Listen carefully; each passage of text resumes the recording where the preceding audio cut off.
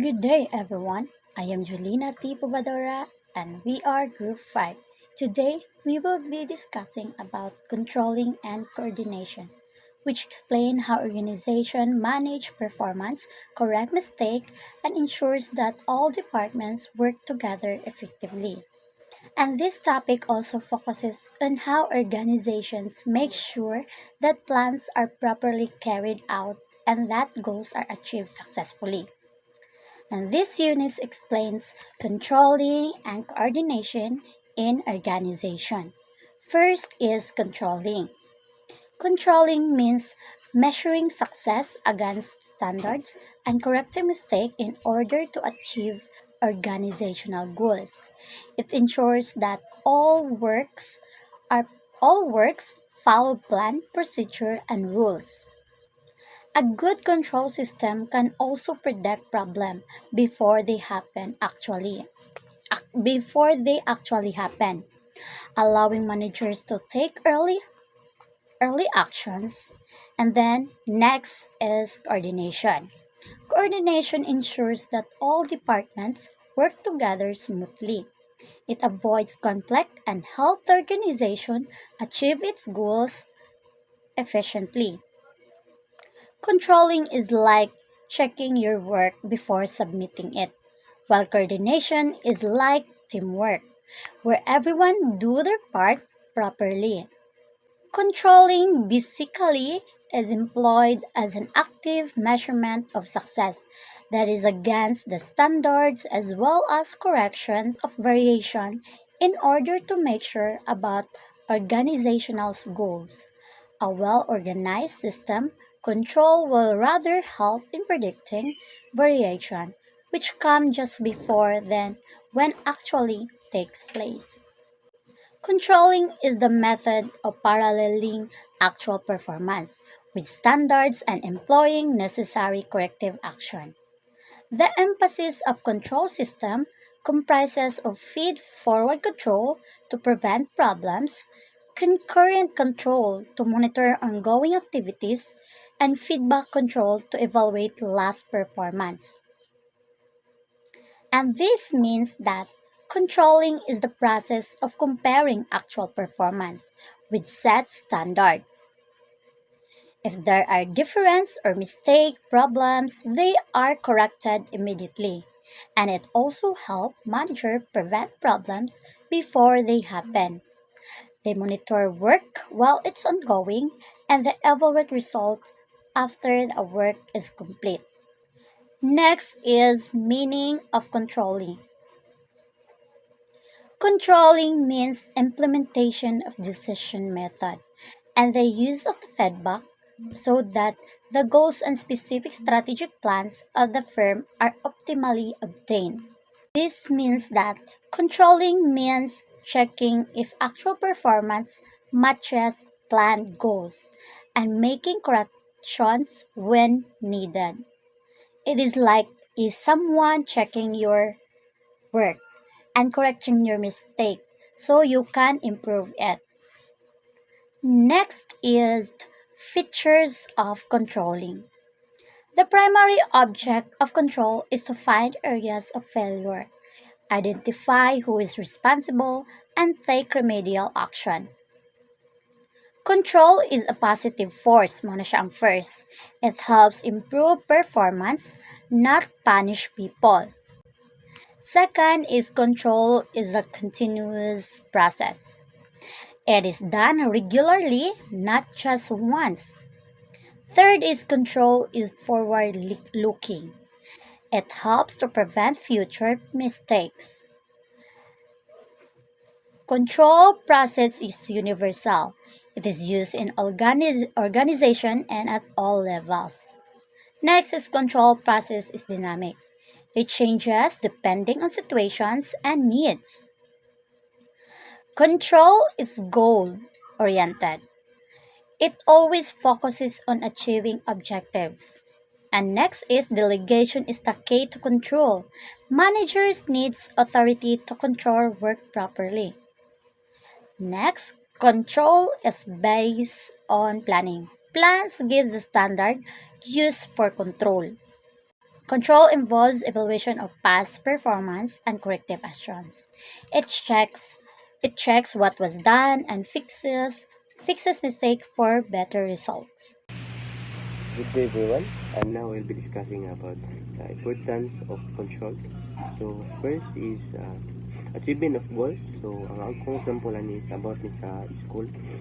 So achievement of goals, ang goal kay mapas ang mga estudyante o makagraduate. Ang control nagsiguro nga mutudlo jud ang teachers o muspila ang mga bata. So execution and revision ang plans. Ang plano kay mahuman ang lesson sulod sa semester, kundi mahuman ang control magsigi og check og usbon ang pamaagi para mahuman. So bring order and discipline.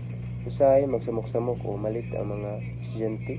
Ang control sama sa rules o punishment nga nagsiguro nga haksay o disiplinado ang tanan.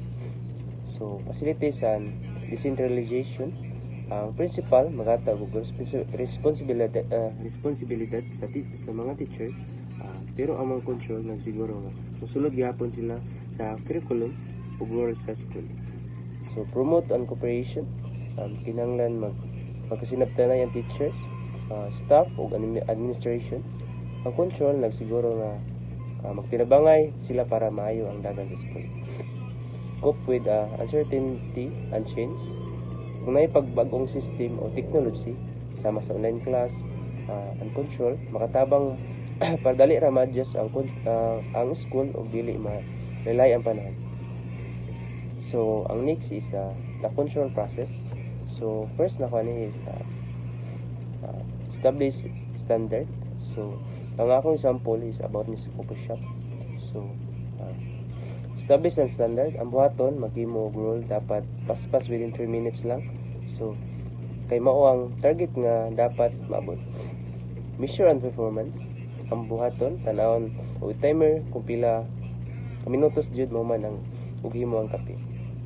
So ang resulta nakita nga usay maabot og 5 minutes. So compare with standard. Itandi ang actual time 5 minutes versus ang target 3 minutes. So nakita nga dugay di ay kulang og 2 minutes. So take corrective action. Kaupat ay find out nga nung dugay ba kay gubot ang gamit o dili maayo ang pamagi. Tarungon at tuduan pag-ayo ang staff. So ang result is sakto na sa 3 minutes mahuman ang kape. So, characteristic of an effective control system. So, there are 9 effective control systems. First is accurate. So, the information provided by the control system must be corrected and reliable. If the data is inaccurate, management will make wrong decisions. Accurate information ensures that problems are identified properly and the right actions are taken. So, for example, a factory uses digital sensors to measure a temperatures of the machines. So, the sensors give prices readings. So, the managers knows exactly when the machines is getting too hot kaya para ma-action na nila og unsay problema sa machines or kailangan na ba og kanang ipabugnaw ang machines or kanang i-off ang machines. So, second is timely. So, the informations must be collected and reported quickly. If there is a delay, problems may become worse before they are noticed. A good control system provides information when it is needed so that actions can be taken immediately.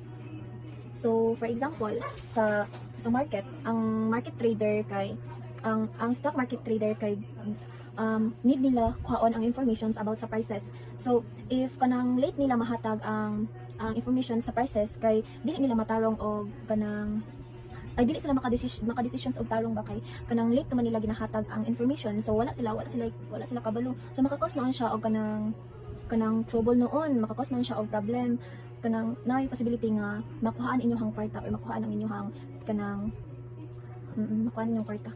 Third is focused on strategic control points. So it is impossible and expensive to check everything. An effective system focuses only on the key areas or strategic points, only where things are most likely to go wrong or where control is most important. So this save time and effort. So for example, in a restaurant, management focuses on checking food quality and hygiene rather than checking sa mga small details lang, like unsaon sa waiter pag-fold ang napkin ay kanang table napkin. So these are critical points that affect the business. Bisag unsa pa na kagamay nga details nga kanang kuan, if dili na siya mapansin, maka-affect gyapon na sa inyong business or sa kanang customer satisfactions. Fourth is economically realistic. So the cost of installing and running the control system should not be more than the of benefits it provides. It must be affordable and worth the investment. So for example, a small shop does not need an expensive computerized security system with many cameras. A simple CCTV or regular checks are enough because the cost must match kanang makuan lang siya sa size sa business. So ma-fit lang siya sa size sa business. So, fifth is organizationally realistic. So, the standards and the system itself must be practical and achievable within the organization's capabilities. So, this should fit the culture, resources, and structures of the company. For example, a company cannot set a standard that employees must work 16 hours a day if the law and the workers' health do not allow it. So, the standards must be realistic and be possible to achieve. Fourth is coordinated with the organization's workflow. So the control system should fit naturally into how work is done. It should not disrupt or slow down the normal operations. So information should flow smoothly along with the work process. So ang kaning organization's workflow kay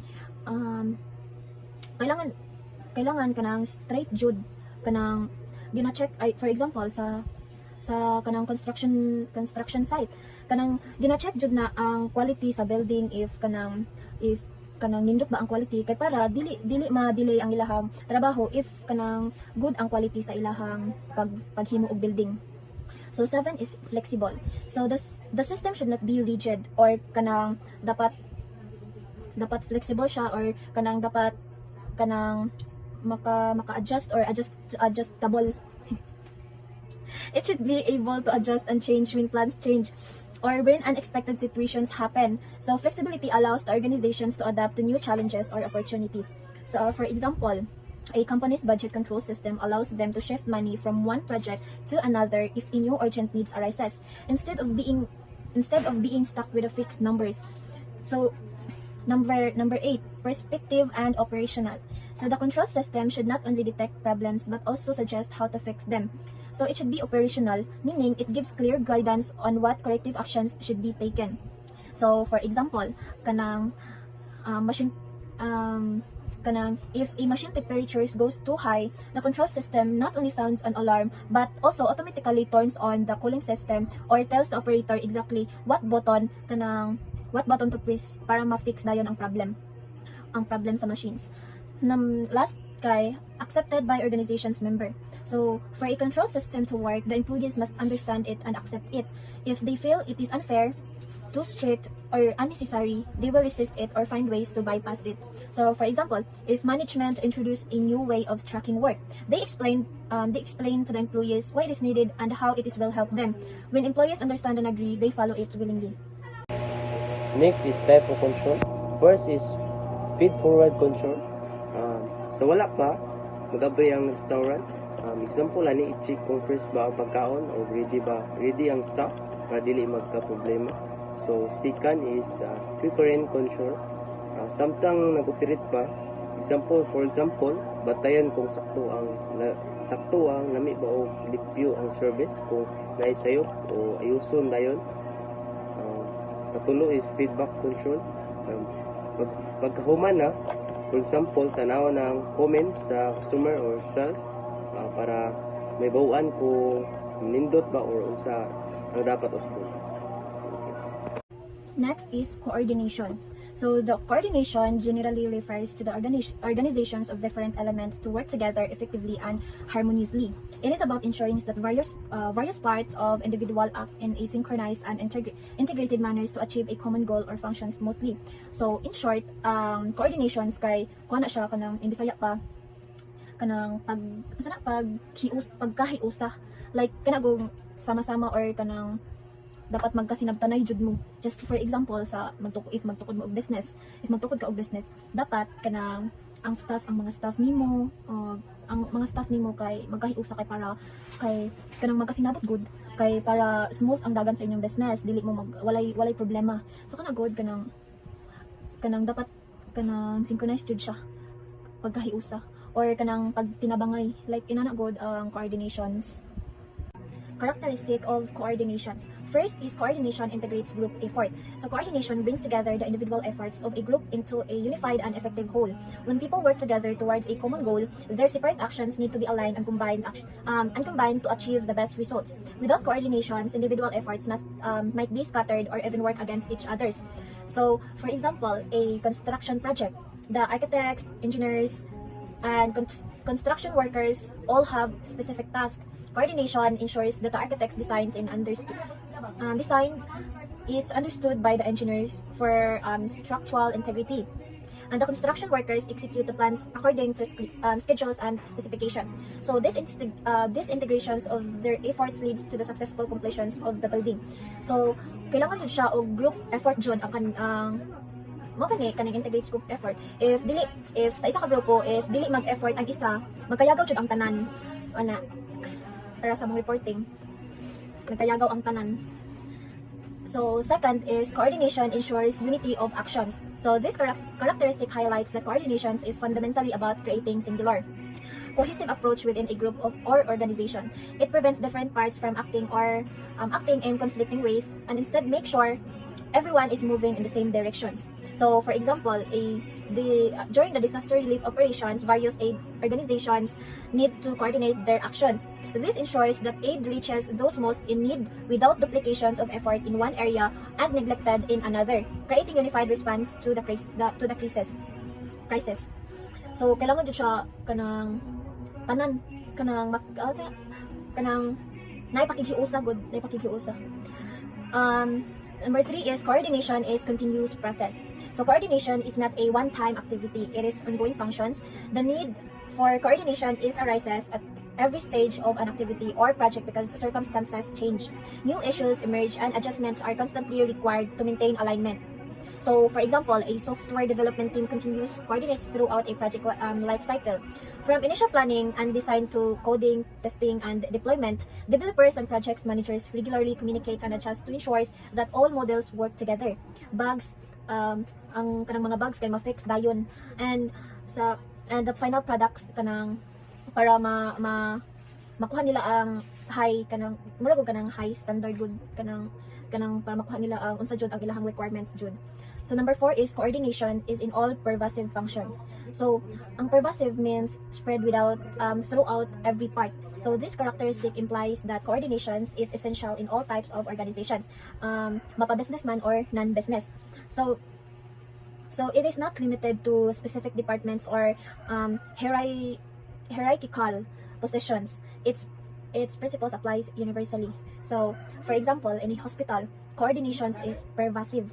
It is needed between doctors and nurses for patient care, between pharmacy and medical staff for medications and medication delivery, between administrations and maintenance for facility and upkeep, and even between the hospital and emergency services for timely patients transport. So every functions rely jud siya og coordinations, pakighiusa. Number 5 is coordinations is the responsibility of all managers. So regardless of their positions in the organizational hierarchy, which is top, middle, or lower management, every manager has a role in ensuring coordination. Different activities are performed at all levels, and each level's activities are equally important for overall success, requiring managerial oversight for coordinations. So, for example, ang CEO or a top management, ga-coordinate siya overall the strategic decisions para sa company. So, ang department head or middle management kay ga-coordinate siya og activities together with the team nga para ma-align siya sa strategy. Ma-align siya sa strategy sa top management. And the team leader, which is lower management, ga-coordinates na sila og daily task para sa ilahang members. So all these managerial rules contribute to the total coordinations of the organizations. So galihok sila tanan, naghiusa sila tanan kay para smooth ang ilahang dagan sa ilahang company. Number 6 is coordination is deliberate functions. So coordination doesn't happen by chance. It requires conscious, intentional effort. While cooperation is important, it is not enough on its own. Specific steps and mechanisms must be put in place to achieve effective coordinations. So, for example, when mag-organize mo og large public event like marathon, kuan jud siya, kailangan jud siya og kanang mga volunteer nga aw kanang willing kanang volunteer good, kailangan siya og kanang cooperations jud siya. So the event organizer must be deliberately plan and coordinate para ma-ensure nila nga smooth ang ilahang pagdagan sa event na dayon, ang ilahang pag-organize dayon sa event kay para hapsay siya, walay problema, walay anything, walay problema and everything. Good day, everyone. I'm Arthur from Group 5, and I will report the essential of coordination. Coordination through planning. Ang planning makatabang sa coordination pinaagi sa pag-istorya o pagbahin sa ideas para maklaro ang plano. For example, sa hotel na events, ang kitchen, o housekeeping o ang manager mag-meeting para magkasinabot kung saan button. Coordination through organizing. Ang organizing kay mag-assign sa trabaho sa kada tao para dili maglibog. Then, for example, sa restaurant, ang chef magluto and ang waiter na-serve o ang cashier may mag-handle sa bayad. Distribution fund. Then, sa coordination through staffing, siguro nga sakto ang number sa workers o naa sila sakto nga skills para sa ilang trabaho. For example, sa hospital na doktor, na nurse o na staff na trained para matagan og tarong nga serbisyo ang pasyente. Meron sa coordination of directing. My explanation is ang directing kay paghatag sa instruction o guidance sa workers para sakto ilang gibuhat. For example, ang team leader muhatag og subo og guide sa iyang members para mahuman ang project. Walay sayop. Ang coordination of truth controlling kaya ang manager ng siguro actual performance unsa gyud ang mahimo nga mo-match sa standard of performance ug unsa gyud plano o para maka-target. I-check o i-fix sa manager ang trabaho para masakto sa plano. So, mato siya sa essential of coordination. Techniques of coordination. Hierarchy. Ang hierarchy kay na chain of commands. Kinsa ang boss o kinsa ang ilang i-follow. Sa company, ang manager mohatag og instruction sa supervisor niya. Ang supervisor mo guide sa workers. Rules of procedure and policies. Mga rules and guidelines nga sundon para ma-organize ang work. Example, sa school, kinahanglan mag-inform ang student o dili malate para smooth ang flow ng student. Then, planning. Ang plan sa kada department dapat ma-connect sa usa para sa imong goals sa tanan. Sa business, ang sales team o ang production team mag-coordinate para dili mahutdan ang product. Committees is group of people na mag-work together para mag-decide og plano. For example, sa event, na committees, na program of food o design mag-meeting para ma-organize ang event. Induction. Pag-introduce sa new employees sa roles, culture o goals sa company. Example, ang bagong workers gi-orient sa unsa iyang job o unsay role sa workplace. Incentives, mga rewards or bonus nga para maka-motivate sa mga employees. Ang company mahatag og bonus kung ma-achieve sa team ang target. Liaison of department. Person or department nga mo connect sa duha ka teams para ma-clear ang communication. For example, ang HR mohatag og tabang sa communicate between management and employees. Workflow. Step-by-step process sa trabaho gikan start to finish. For example, sa bakery, buy og ingredients, then i-mix og i-bake, tas i-display, tas i-sell na dayon siya. Principles of direct contact. Mas maayo nga ang coordination kung direct. Communicate ang mga tao face-to-face or direct chat dili pinaagi sa dagan og agi. Ang manager diretso mag-istorya sa workers para maklaro dayon ang instruction. Coordination of early stage. Mas effective ang coordination kung sa sugod pa lang planning stage magkasinabot ang tanan. For example, before magsugod ang project, mag-meeting ang team para maklaro ang rules and tasks. Principle of community. ang coordination of padayon continuous dili lang one time. Example, mag-regular meeting ang team every week para update ang progress. Principles of dynamics. Ang coordination dapat flexible at adaptable, dili lang fixed or rigid. For example, naay problem sa plans, pwede usbon ang strategy para mas maayo ang result. Principle of timing. Kinahanglan ginato na ang timing sa work sa tanan para smooth ang flow. Example is mauman ang production before delivery schedule para dili ma-delay. Principle of reciprocal relationship. Example, ang trabaho sa usa ka team makaapekto sa uban ug sila makaapekto nimo. Example, kung dili ang production, maapektuhan ang sales o delivery. Thank you, everyone. Obstacles. Different orientation towards particular goals. Members of different departments develop their own views and standards depending on their functions. Difference in time-oriented.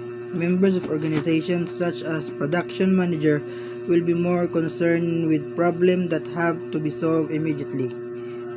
Difference in interpersonal orientation. Activities such as production, there may be more official ways of communicating and decision making. Difference in formality of structure. Needs. Division of labor.